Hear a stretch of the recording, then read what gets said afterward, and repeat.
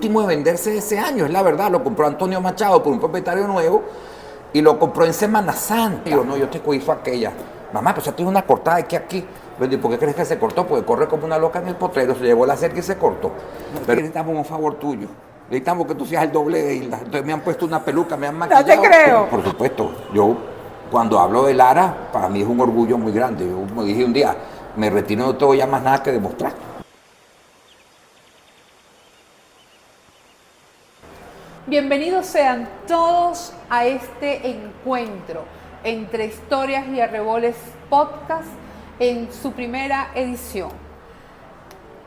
La intención de nuestro podcast es leer a la persona, buscar entre líneas lo que nos dice.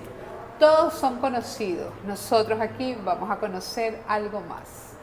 Bienvenido Luis Miglietti a Entre Historias y Arreboles. Qué alegría tenerte aquí. Gracias. De verdad que es un honor para nosotros poder entrevistarte. Sé que eres hombre poco dado a las entrevistas, pero no es una entrevista, es un podcast y lo llevaremos muy bien.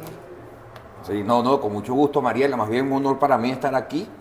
Y bueno, siempre todo lo que tenga que ver con hipismo, conversar de hipismo, de anécdotas, siempre estoy dispuesto. Por supuesto que, bueno, uno no le gusta tampoco ser muy público por otras cuestiones, porque también a nivel de los gremios, a veces uno tiene que tener, bueno, ciertos lineamientos, algunas pequeñas restricciones o algunas normas que acatar, entonces uno tampoco puede estar, tú sabes, pero dentro de todo siempre, todo lo que tenga que ver con hipismo, todo lo que tenga que ver con la cría, con los propietarios, con las carreras de caballo, con la actividad hípica, pues siempre estamos a la orden. Qué bueno. Y nuestra invitación inicial es que probemos nuestro café de hoy, que nos los brinda Café Bomero, de nuestro amigo Doménico, y nos acompaña como aliado comercial para estos podcasts. Mi primera pregunta, no es una pregunta, es solamente si te digo monumental. Que es esa sonrisa, bueno, justamente eso, ese primer pensamiento. Bueno, Monumental siempre para nosotros ha sido una gran alegría. Fue un proyecto que se inició hace más de 40 años. Mi familia, tanto mi padre y después mi madre, siempre fueron hípicos desde antes de yo nacer. Así es. Yo en casa mantuve muchos años, hoy en día están en casa de mi mamá también. Bueno, copas de un caballo llamado Corrobori en el año 64 y 65. Yo nací en el 65, donde el caballo ya había ganado 3 o 4 selectivas y tenemos sus copas allá. Wow. Y papá tuvo un pequeño retiro del hipismo, pero por unas cuestiones de negocios, básicamente estaba haciendo crecer sus negocios y no se ocupaba tanto del hipismo en ese momento. Y cuando apareció el caballo Arturo B, que tenía a Manuel Medina, al ver que era hijo de Corrobori, entonces él se volvió a entusiasmar y empezó a comprar caballos. En ese momento pues iba a casi todas las subastas y compraba lo que él pensaba eran quizás las mejores piezas, pero no tuvo toda la suerte que había tenido, como decir, con Corrobori. No llegó a sacar un caballo selectivo y campeón de esos caballos que compró en subasta. Entonces se hizo la idea pues de un proyecto de hacer nuestro ARA y mi mamá le dijo, yo te prometo que yo te voy a sacar tu primera campeona, y la primera producción del Monumental salió Princess Room, que ganó el Simón Bolívar. Exactamente, Princess Room. Entonces he de concluir que Princess Room es un producto que tu mamá lo concibió como una idea y que luego continuó siendo lo que después llegó a ser. Esa misma producción de Princess Room, hubo otra yegua que compró Palencia para un señor grande llamado Belleler, que también fue selectiva. Y entonces ya desde ahí uno empezó a notar que podíamos ser un ARA bastante exitoso. Hubo unas generaciones antes de Princess Room, pero que no nacieron en Monumental, y hubieron buenos caballos y vibradores selectivos, pero esos nacieron algunos en el Aras del Campo y otros en el Aras Ana María. Ajá. Que era donde mismo nació Sweet Candy, por ejemplo. Ajá, Sweet Candy, wow.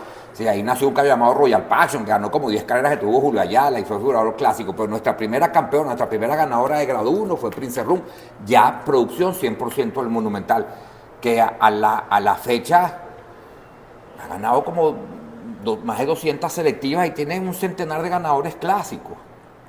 Qué sabroso cuando uno habla de esa idea que nace quizás que, cónchale, no voy a comprar más caballos en una subasta, voy a tener un aras, voy a empezar una cría y encuentras que tu mamá se entusiasma junto con tu papá? Eso yo veo a la señora Miglietti en este momento, la vimos el año pasado en el Clásico del Caribe, puesta, con ganas, con coraje aún. Eso me encanta. ¿Qué edad tiene tu mamá actualmente, si la podemos decir? No, yo lo puedo decir. 83 años. Si ella no lo niega. Qué divino. Más bien, este año, ella me llama. Estoy hablando viernes en la noche. Ok. Yo estaba en Panamá. Y me dice, Luigi, yo creo que yo debería ir al Clásico del Caribe este año, porque a mí me acaban de exaltar al Salón de la Fama de la hípica caribeña. Ajá. Y la gente de Panamá se ha portado muy bien conmigo, han sido muy atentos conmigo, y yo creo que sería quizás hasta una falta de respeto mía o de consideración no acompañarnos en el Clásico, por lo que ya yo me compré mi pasaje. Ay, tan bella. Así Y entonces es la señora Miglietti. ha llegado al mediodía a Panamá. Fue a mi habitación, bueno, se cambió, se peluqueó, se arregló y se fue para todas sus carreras, y tú la ves ahí tomándose la foto con el de Fry y bajó a todas las carreras y disfrutó, y la entrevistaron y estuvo con todos nosotros, y a las 8 de la noche, una noche se regresó el mismo día. Qué divino, qué divino. Es que así, es que yo la vi con aquel vigor, con aquellas ganas, y yo decía, yo tengo que entrevistarla a usted, a Miguel, dice, sí, Mariela, en algún momento vamos a ver, no he podido, pero no importa, porque ya te traje No, a lo ti, que pasa es que ella va a ella no venir.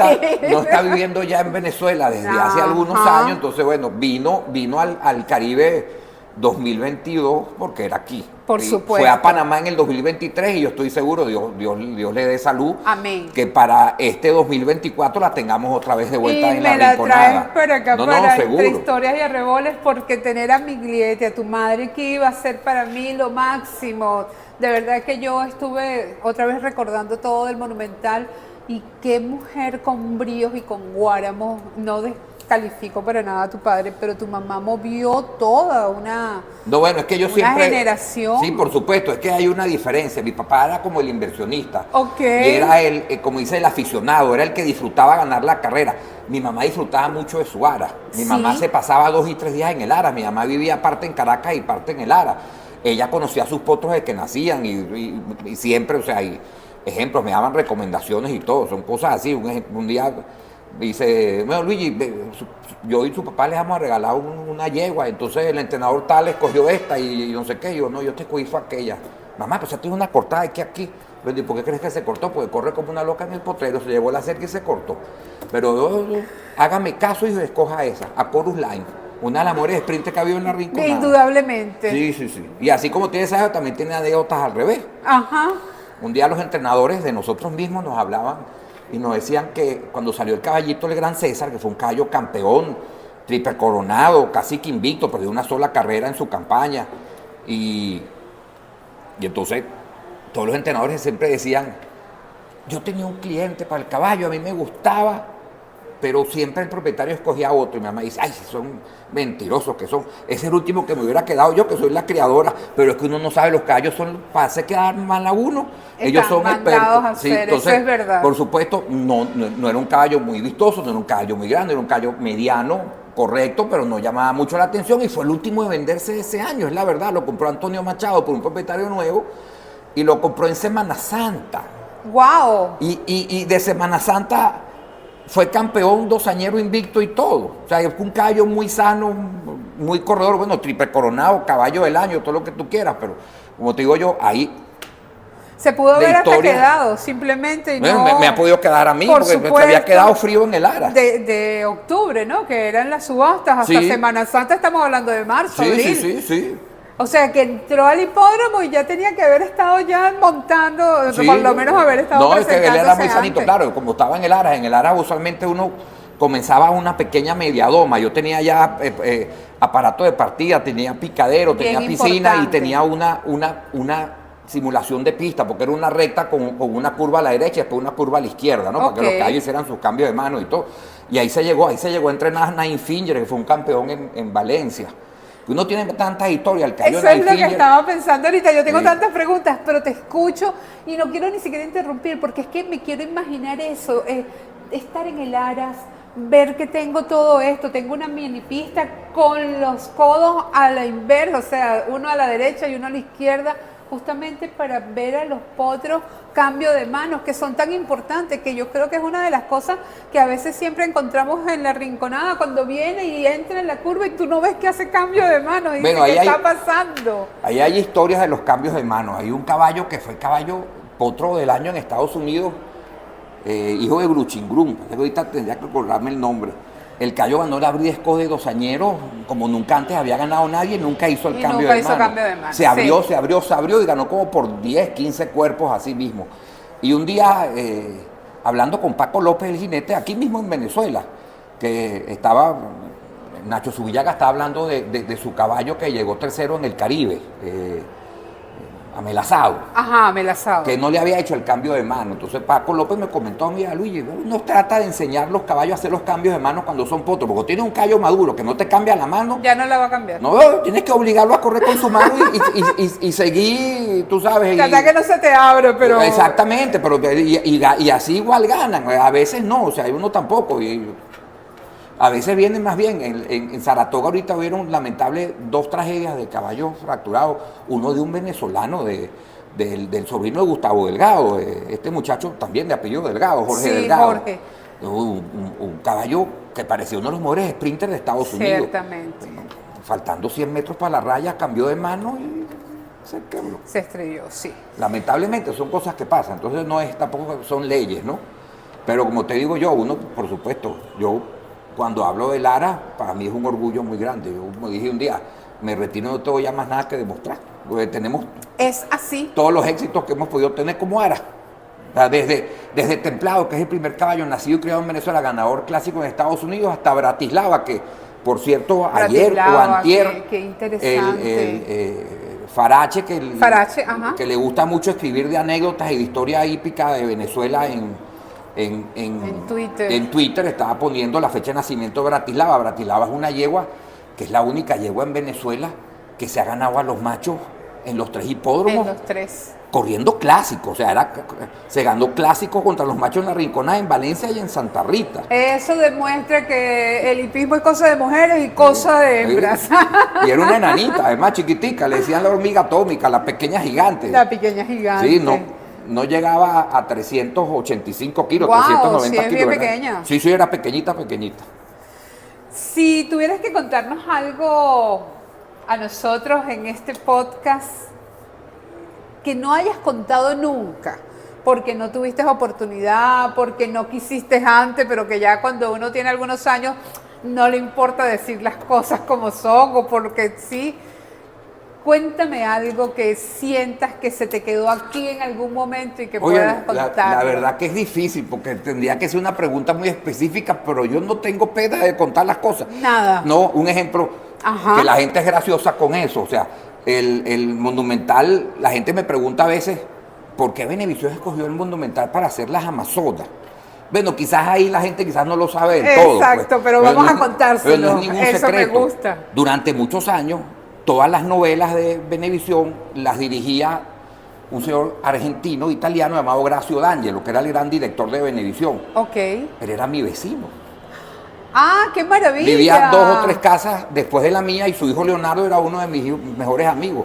O sea, Gracio era tan pegado con nosotros que cuando fue el Mundial de Argentina, él me trajo un balón de Kempes y me trajo los guantes de portero. O sea, es una persona que yo me crié con su hijo. Entonces, cuando tuve el proyecto... ¿Cuál otra Aras iba a escoger? Claro, cuando tuve el proyecto, escogió el Monumental. Claro, el Monumental en esa época era un Aras insigne y era un Aras que no tenía las instalaciones, o sea, que tenía las instalaciones, perdón, que no tenían quizás otros Aras. Ahí había quirófano, había hospital veterinario, como te digo, había piscina, esquina, picadero, cuarentena, había de todo. O sea, era un Aras muy bien hecho para su momento. Okay, también, estamos hablando de los años 80. Sí, también eran otras épocas. O sea, indudablemente. Los niveles de precios de los caballos eran, bueno, quizás 5 veces lo que se vendían hoy en día. Es así. Y entonces era muy buen negocio ser creador de caballos en ese momento. Y uno lo veía porque casi toda la gente que tenía banca claro. eran hípicos y eran criadores. Pues. Entonces, y por eso Gracio escogió el Monumental y se reunió con nosotros. Entonces Después, Ibel Latuf, que era la productora, me llama un día y me dice, Luis, yo quiero hablar contigo. Claro, no era el Luigi de ahorita, el Luigi hace 40 años, era flaquito. Ahorita está bien delgado también. No, pero entonces me dice, tú sabes que Hilda Carrero le tiene pánico a los caballos. Ay. Y digo, sí. Y bueno, yo pregunto, así que bueno, que te digo que con eso no te dice, no, es que necesitamos un favor tuyo. Necesitamos que tú seas el doble de Hilda. Entonces me han puesto una peluca, me han maquillado. No te creo. Sí. Eso es algo que nunca lo has contado. No, pero tú veas, eso Eduardo Rodríguez Yoliti, que es muy amigo de nosotros, es más, Eduardo en una época nos ayudó con Monumental, el logotipo del Aras Monumental, se lo diseñó Eduardo Rodríguez a mi mamá. Y Eduardo hace poco me dijo, Luigi, ¿tú me autorizas a publicar eso en Twitter? Y él lo publicó en Twitter porque eso salió hasta en no sé, en Ronda, en Venezuela Farándula, una cosa de esas. ¡Qué increíble! Entonces a mí me vestían como Hilda Carrero, disfrazado, pues maquillado y todo. Lo único, por supuesto, Hilda tenía el pie mucho más chiquito que yo, entonces andaba, como dice, con los pies engarrotados en las botas, ¿no? Y me filmaban desde un helicóptero. Entonces toda la promoción de la novela, que era un caballo mío, por cierto, ese era un Appaloosa que yo tenía en el Ara, que lo utilizábamos para darle pony a los potros, y yo cuando visitaba mi finca yo montaba.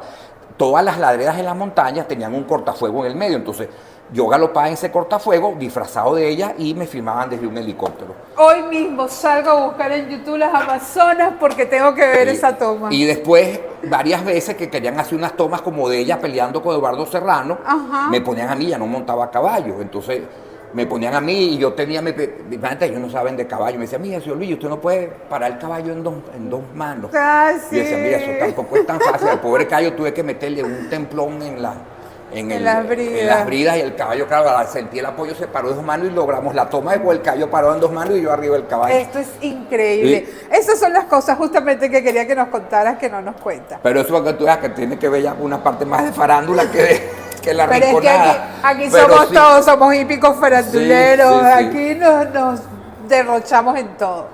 No puedo dejar de preguntar, Confederación Hípica del Caribe. Sí. Eres el asesor legal de la Confederación Hípica. Sí, yo con el doctor Luis Shirley. Ajá, y presentaste hace poco un nuevo reglamento. Eso es correcto. Que de hecho comenzó hace 2 meses, 1 mes y medio atrás, a ser valedero. Cuéntanos qué trae ese nuevo... Bueno, ¿qué es lo que pasó? Hay ciertas malas experiencias que se vivieron en otros países, entonces me dijeron, mire, señores, ya deberíamos de reglamentar todo. Perfecto. Mejor es que esté escrito. Y cuando ya esté escrito, la gente, tú sabes que las palabras se las lleva el viento. No, yo me comprometí a esto, no, ahí ya está escrito, tú tienes que cumplir con lo que dice allí. Entonces se hizo un reglamento nuevo y se unificó otro reglamento, porque la Confederación en su momento lo que tenía era un reglamento del Clásico del Caribe que incluía el Cofraternidad. Pero las copas tenían unos proyectos de reglamento, el Invitacional tenía un proyecto de reglamento, y aparte de eso, que se unificó todo en un mismo texto, pues se pusieron ciertas cosas. O sea, si un país quiere ser sede, tiene que garantizar un monto, mínimo $800,000. Si un país quiere ser sede, tiene que seguir los lineamientos de la Confederación. Los países somos meros, como quien dice, anfitriones. Cierto. Pero la Confederación es la que tiene la voz de mando y la que tiene la batuta. Eso es importantísimo. En el evento. Claro. ¿Okay? Entonces, se hizo un nuevo, el reglamento lo puedes descargar, está en la página de internet de la Confederación.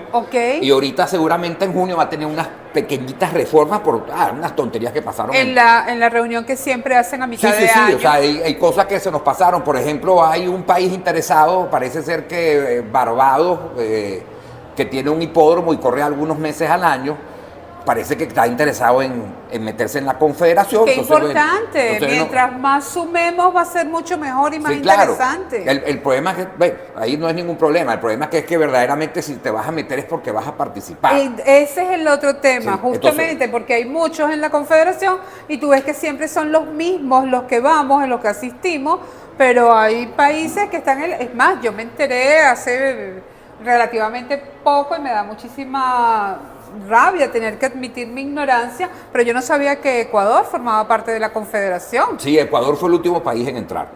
Entonces sí es válida mi ignorancia. Sí, porque y él tiene una categoría ahí hay 3 categorías ahorita. Hay miembros principales, miembros especiales y miembros que están inactivos. ¿Por qué? Porque resulta que Colombia dejó de tener hipódromos y dejó de tener carreras de caballos por varios tiempos. Cierto. Y entonces, si yo no lo inactivaba, se iba generando deudas y deudas y deudas de las cuotas anuales que tiene la Confederación con cada país. Entonces resulta que si vuelve el hipismo en Colombia, dice, señor, yo no puedo pagar lo que dice, entonces Por pasó a supuesto. inactivo. Trinidad y Tobago también es parte de la Confederación, es más, allá se corrió una vez que fue donde hubo el distanciamiento de High Security. No me lo cuentes, y que eso toda la todavía cuestión. me duele en el alma. Bueno, Menos mal pasó, que después... pero resulta que Trinidad y Tobago, que siempre iba a las reuniones, ha dejado de ir porque no pueden asistir al clásico por ciertos temas hasta de transporte y sanitario. Okay. Igual Jamaica. Jamaica también era uno de los países que siempre iba para Puerto Rico y venía para acá, iba para todas partes, y una de las últimas veces que yo estuve en Puerto Rico, Jamaica ganó el Confraternidad del Caribe. Y todo, y resulta que por cuestiones sanitarias y por cuestiones propias también, de que no son fáciles hoy en día los fletes, tienen años que no participan. Entonces era el mismo caso. Entonces lo que era Colombia, Trinidad y Tobago y Jamaica pasaron a ser miembros de la Confederación, pero inactivos. O sea, no era, yo prefiero, y no decirle moroso, porque... No, por favor, no, porque no es la idea tampoco. No, Si no tampoco. están participando, no puede ser. Exactamente, si algún día quieren participar, se reactivan pagando la cuota de ese año y no es que vaya generándose una deuda todos Eso los me años. parece bien interesante, Sí. porque además eso es el hipismo que queremos, pues es un hipismo que sea sano, que podamos, y no que después vaya a ahogar a cada país que no pueda más nunca estar ahí. Bueno, como está muy de moda la palabra inclusión, uno lo que quiere es incluir a todo el mundo, no execrarlo porque tenga algunos problemas internos, que también los podemos tener nosotros. México estuvo Claro. fuera de la Confederación unos años y regresó. Claro. Y ahí está, mira, y es uno de los países más ganadores es más, el más ganador del Caribe, creo, si no me equivoco. Y Sí. Venezuela es el más ganador en total de eventos. De eventos. Sí, creo que llegamos ya a 45. A 45 estábamos en la vez pasada. Ah, no, En sí, es el verdad, éramos 2022. 42. Eran Ajá. 42. Ajá. Entonces hay que sumarle 2022 y, Y 2023. 2023. Sí. Entonces hay que sumar 8 2, ya tenemos 50. Ay, qué divino. Ya llegamos a sí, son 50. Así es. Y qué mejor que cerrar esto preguntándote, volvemos a presentar el clásico hípico del Caribe en Venezuela, 2024. Qué emoción que el 2022 fue en Venezuela, que regresa en el 2024. ¿Cómo nos preparamos? Bueno, hasta los momentos, yo hablé con la autoridad hípica. Eso es importante. Con Antonio Álvarez, él fue el primero que me dijo, si Luigi vuelve a pedirlo. La Confederación, después de la experiencia del 2022, ellos creen que ha sido uno de los mejores eventos del Caribe, no solamente en premiación, sino en organización. En organización. Estuvo muy bien organizado. Lo hicimos muy lindo, lo hicimos muy lindo, tenemos que Yo admitirlo. tuve el honor y la confianza que me dio Antonio de ser una de las cabezas del comité organizador, y bueno, Ciertamente. se trabajó muchísimo como se trabajó ahorita para Panamá. Nosotros hicimos todo para allá a Panamá en tiempo récord. Yo lo sé, porque a mediados de año estábamos así como que, cónchale, ¿cómo vamos? Todo era una situación externa, pero fíjate, en menos de un mes y medio, No, 2 meses se montó. No, yo me reuní con Antonio y me dijo, Luigi, vamos a hacer una reunión. ¿Quiénes crees tú que son los mejores representantes? Me reuní con José González, el comisario El que maneja también la comisario, actividad hípica. sí. Revisamos las campañas de los callos y le dije, mira, yo creo que son estos. Antonio me dice, Luigi, tienes razón. Verdaderamente, ¿cuántas carreras crees tú que ganamos? Yo creo que ganamos 4. Por Dios, yo Bueno. pensaba que ganamos 4, me equivoqué con el Trifratelli, que Todo, fue mala no, suerte. todo, porque Yo creo que nos faltó un poquito de suerte. nos bueno. faltó un poquito de Tuvo suerte, más suerte y Panamá. más conocimiento. Sí, de repente el jockey, pues indudablemente se confió en la primera de cambios, pero Lite Fratelli No, yo digo un teníamos. poquito, mira, en el hipismo siempre Un poquito de todo, ¿verdad? Sí, pero no siempre hace falta el factor suerte. Sí. Ahí faltó un poquito de suerte porque llegamos segundo bastante cerca, hubieron algunos inconvenientes en la carrera. El caballo, no todo el mundo lo sabe, el caballo llegó con una sensibilidad en un sobrehuesito, en una caña ahí cerquita de la entrecuerda y no sé qué cosa, pero fue un poquito de suerte. Pero yo estaba bastante seguro que Linda Carte ganaba, Sí. que el de Fra ganaba, Sí, que Tequila y Fast Sensation eran para nosotros. duras de roer. Exactamente. Lamentablemente Fast Sensation, bueno, llegó cuarta, tampoco es que lo hizo tan malo, pero la yegua se sudó mucho, ella es muy nerviosa. Ahí hubo un problema, que hubo un retiro última hora porque una yegua se enredó y hubo que sacar todas las yeguas del aparato, Volver a organizar. volverlas a meter, y entonces eso también hizo que la yegua, que por sí es nerviosa, se desgastara más. Claro. Pero yo estaba seguro que esas yeguas estaban 1-2 las dos. O sea, estaba bastante seguro, pues yo tenía mucha fe en los caballos de Venezuela. Y bueno, tenía el rojo, que era un caballo invicto y es como un ídolo allá en Panamá. yo sabía, pero yo sabía también que nuestro caballo era tan bueno. Yo no contaba con el de Mario Esteves. O sea, Sí. o sea, yo siempre estaba pendiente del rojo, el Sí, rojo, Mario el rojo. Esteves, vuelve Sí. a pasarnos lo del año pasado, pues queda un venezolano con el clásico del Caribe Sí. pero no queda Venezuela. No, pero porque tú veas que yo sí pensaba que Iniesta Ok. era el caballo a ganarse en el Clásico del Caribe. Bueno, fíjate Es la que sorpresa que nos dio Sí, definitivamente. no, y que desde que llegó a Maiquetía, cuando llegó a la delegación de Se veía México, espectacular. yo estaba abajo con Carlos Arocha, que un entrenador, le digo, mira, seguro que ese es Iniesta. Era prepotente. Sí, ¿verdad? Veía así por arriba de los Veía demás, por así. encima de los hombros. Uno puede decir eso No, de un, no, no, de un era- caballo y la gente nos mira a uno así como que, bueno, ¿y qué se cree? Es así. Y entonces me dice, Villa, ese es Iniesta. Es-